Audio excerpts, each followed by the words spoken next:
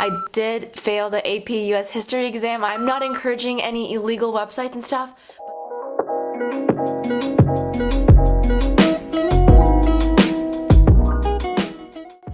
Hello, welcome back to my channel. If you don't already know, my name is Angelica. I'm a third-year student at UC Berkeley studying business administration and doing the pre-medical pathway.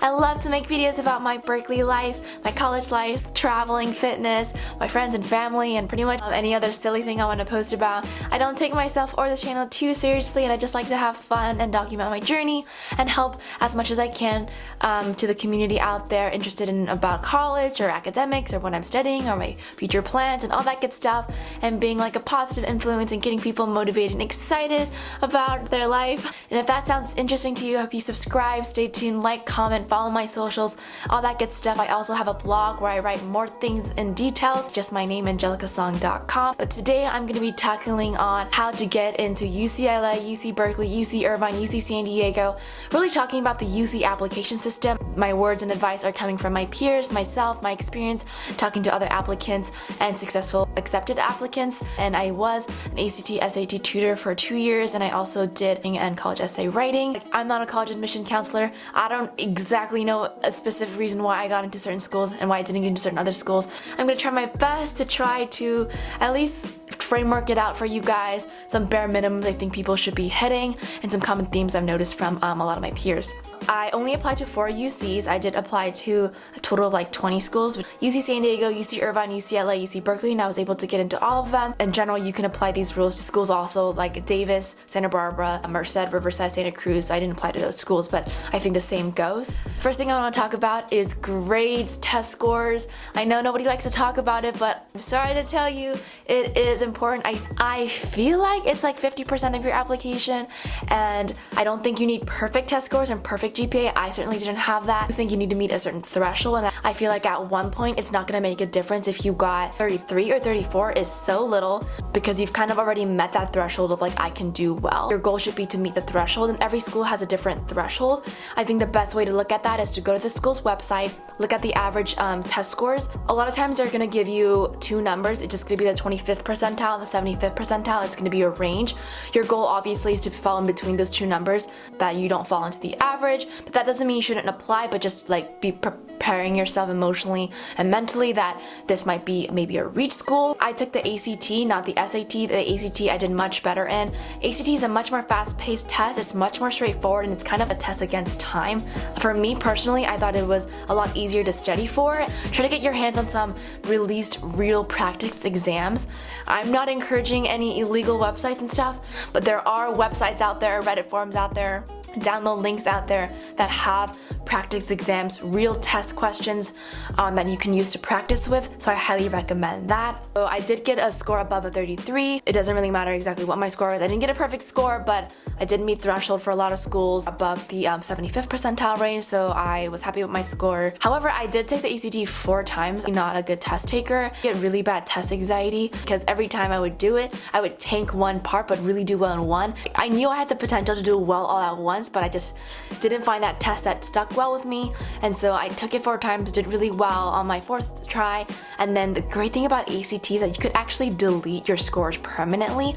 This one takes a little bit more work. You have to like mail them a form manually, and they'll delete your previous scores, because some schools, not the UCs, but some private schools ask for all your scores, and the SATs you can't really delete them, so but the ACT you can. So that's like insider secret, you know. It's not insider secret, I'm pretty sure it's well known.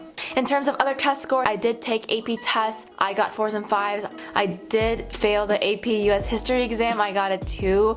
I was so focused on getting a 5 for Calculus BC my junior year.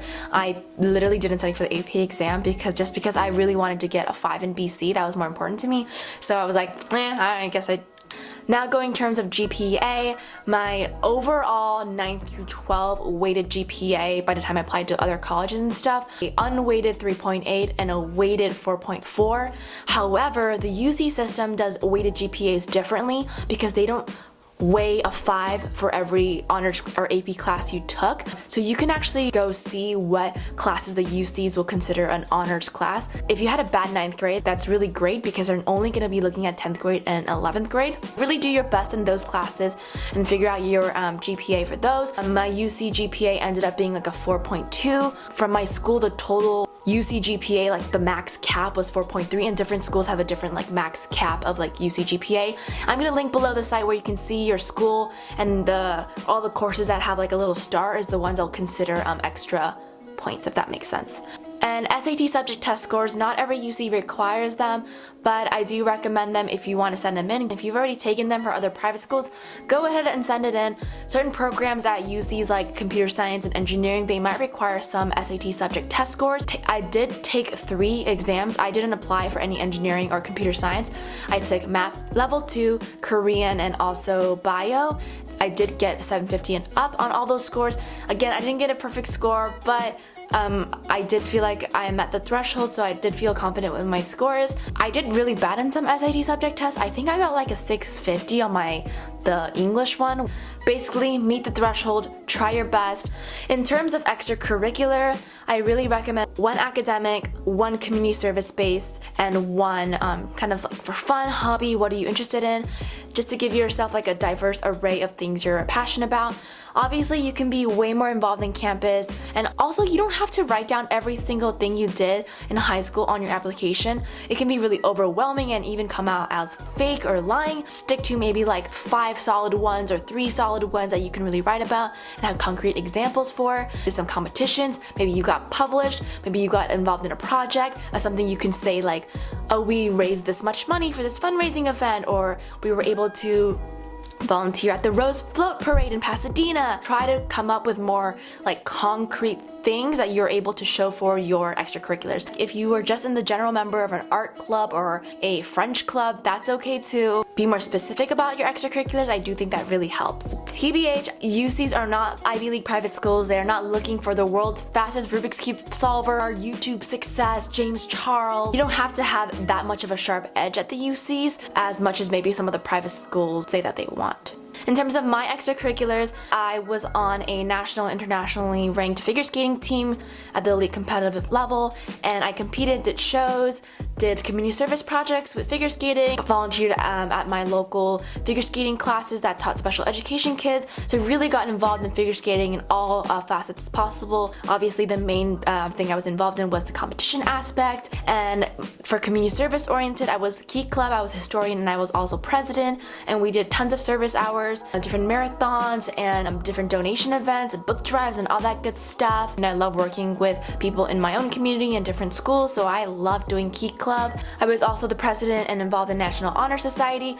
At our school, NHS wasn't really that much. You just had to apply, get references from teachers, and go through an application process, and then I think a whole bunch of teachers at our school sit down and filter through. Another big thing I was involved in was journalism on my campus. I was a writer, then I was also an editor. Regional competitions, sectional competitions, and also national competitions I was able to win individually and as the whole paper, so that was really great. And then I was also an IB student, which is International Baccalaureate, the International Baccalaureate program, and I was a full diploma candidate, and I was able to get my diploma and graduate and all that good stuff. If you don't know what an IB is, it's basically European APs, but they also do it in the States. So my school was an AP and IB school, so I actually did both full AP and full IB classes. I didn't put every single thing I did on my college apps, and I don't think you have to do either. Just put the ones that mean the most to you and really stand out, and you have tangible things you can show for it.